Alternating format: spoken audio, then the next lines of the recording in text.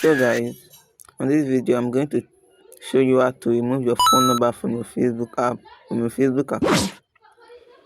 So what you have to do when you are in your Facebook account is to click on this three icon right here, and you click on settings.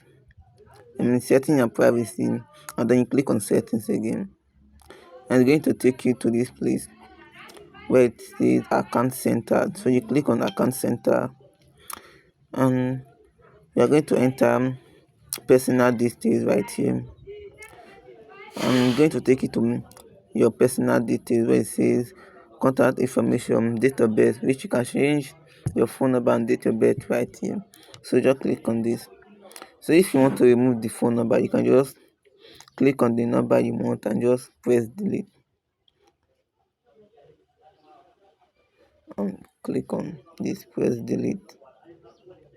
And it's going to ask you to put your password, um, put your password or code. Okay, I think this one is telling me to put a code, so they're going to send a code to my WhatsApp. I'm going to type the code here. After you just type the code, any code, and press continue.